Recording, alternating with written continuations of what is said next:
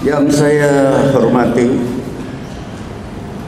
Ketua Senat Dewan Guru Besar dan yang tercinta rekan-rekan guru besar serta dosen STHM. Yang terhormat segenap sivitas akademika Sekolah Tinggi Hukum Militer dan terutama para wisudawan yang saya cintai. Sebelum saya membacakan orasi ilmiah saya yang berdurasi kurang lebih 7 menit saja, saya ingin laporkan kepada Bapak, Ibu, dan saudara-saudara sekalian yang hadir, yang saya muliakan, dan kepada seluruh masyarakat intelektual dan akademisi di bidang hukum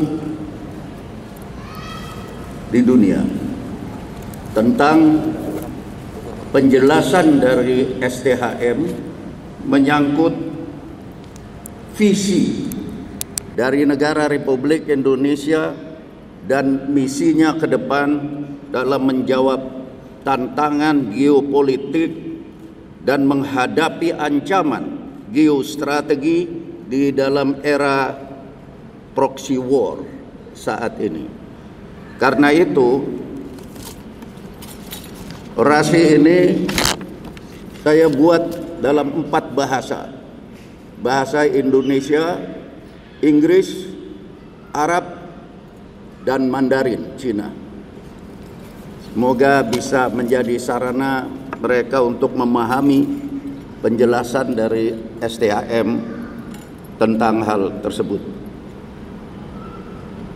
Saudara-saudara, Bapak, Ibu, dan para sahabat, para hadirin yang saya muliakan, setelah konflik Ukraina dan Rusia di Eropa berjalan lebih dari 1000 hari, dukungan dari Amerika Serikat dan negara-negara barat untuk Ukraina mulai nampak berkurang. Walaupun pasukan Ukraina berhasil melakukan invasi terhadap Rusia di Kursk, namun upaya ini tidak cukup berhasil dalam konteks strategis.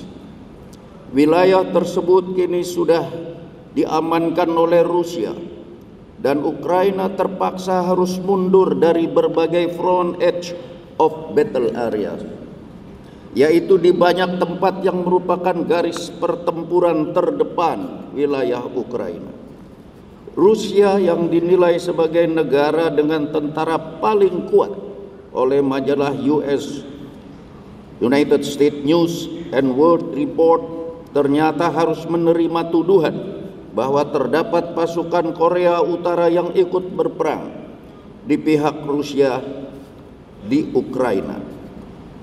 Terhadap tuduhan ini, Menteri Luar Negeri Rusia, Sergei Lavrov, telah membalas menuduh dengan mengatakan bahwa tentara negara-negara barat juga sudah bertahun-tahun lamanya berada di Ukraina dan membantu tentara Ukraina dengan senjata-senjata strategis selain dari yang bersifat taktis.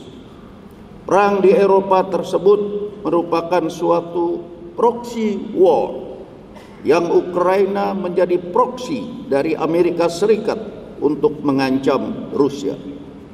Akibatnya membuat aspek ekonomi negara-negara Eropa semakin lama semakin terpuruk.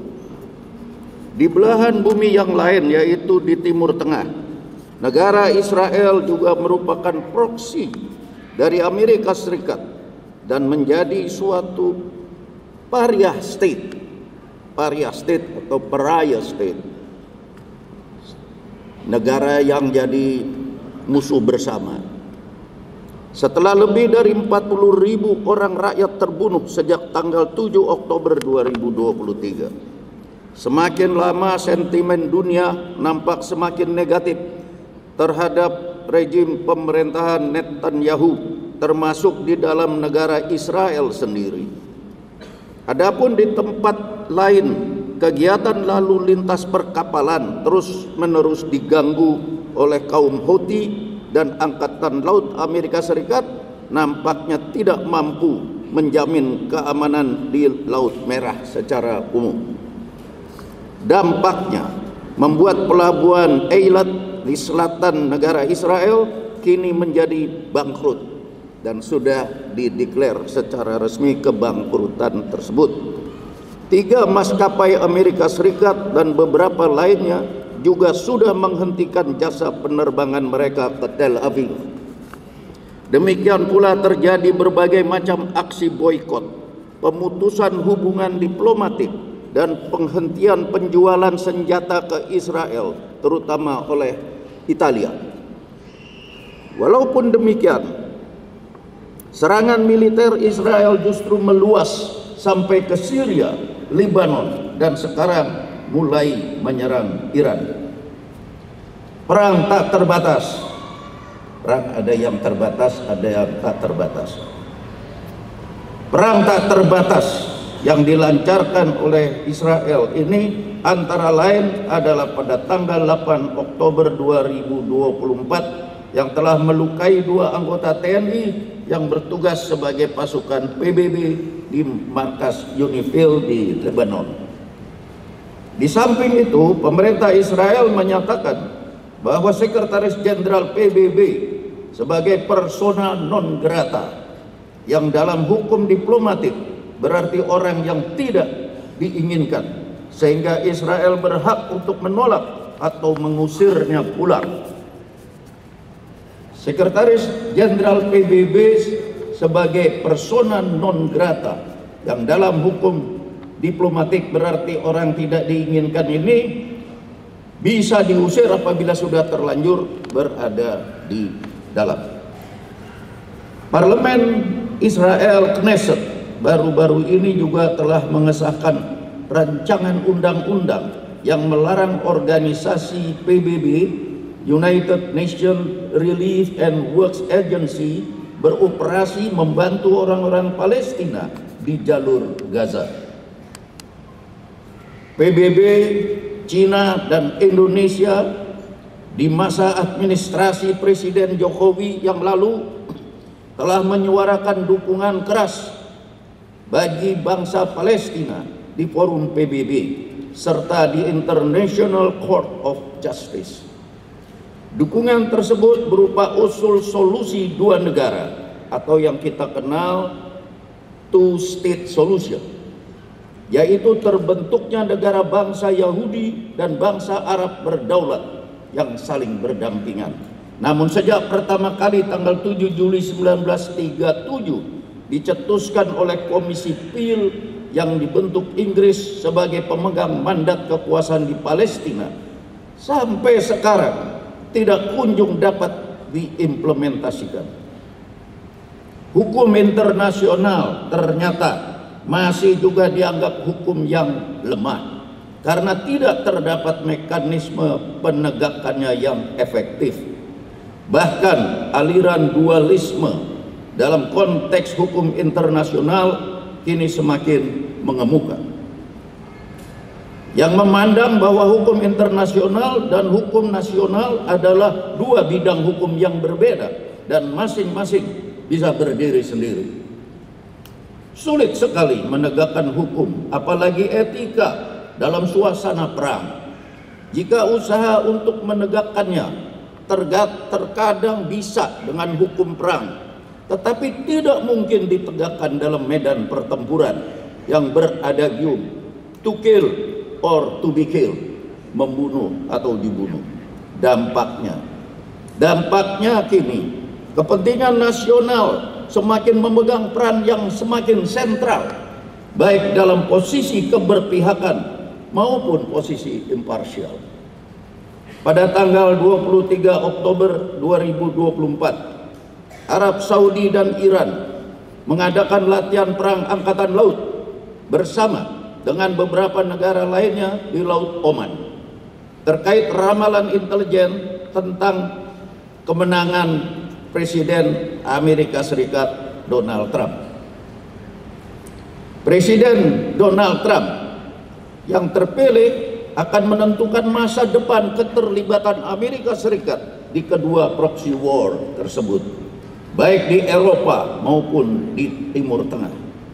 Karena politik kepentingan nasional berbagai negara, keadaan geopolitik sekarang mulai bergeser dari dunia unipolar ke multipolar.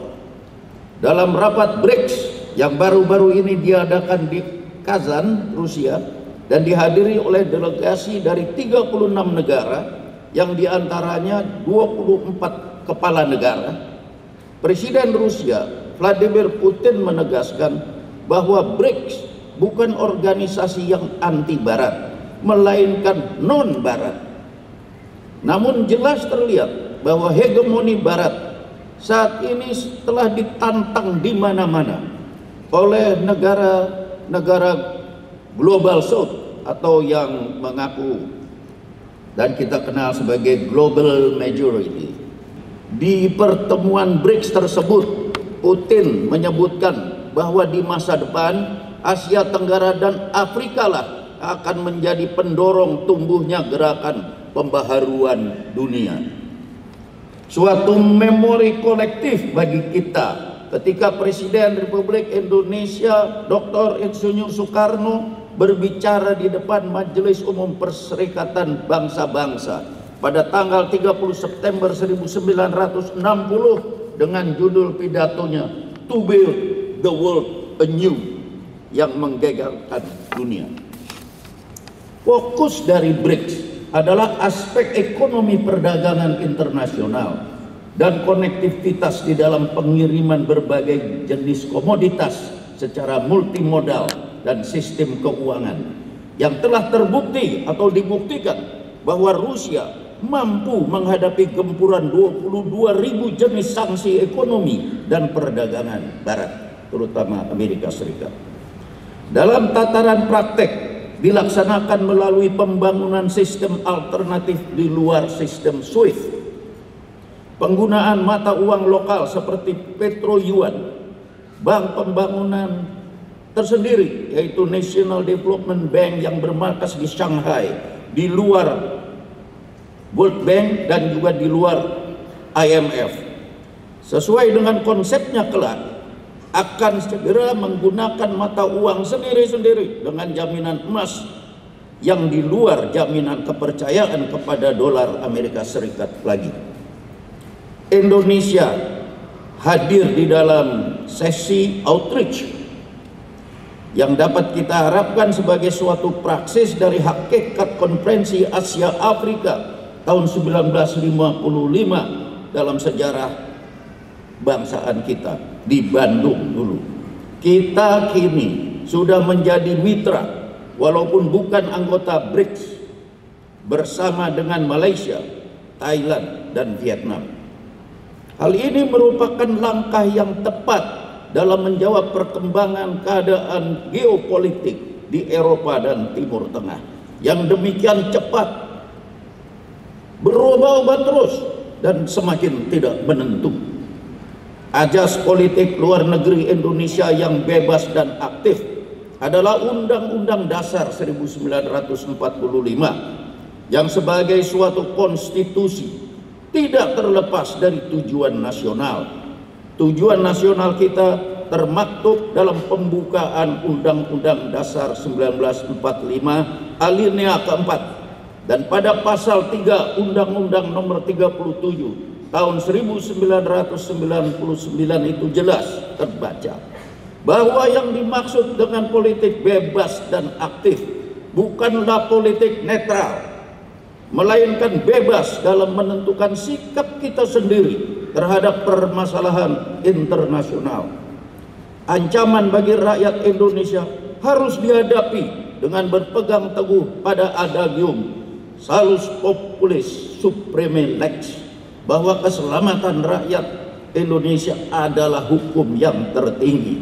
Untuk itu, maka administrasi Presiden Prabowo Subianto telah menghadirkan Menteri Luar Negeri Republik Indonesia Sugiono dalam KTT BRICS tanggal 24 Oktober 2024 yang lalu. para wisudawan wisudawati yang saya cintai, selamat berwisuda dan menjadi sarjana dan pasca sarjana. Wassalamualaikum warahmatullahi wabarakatuh.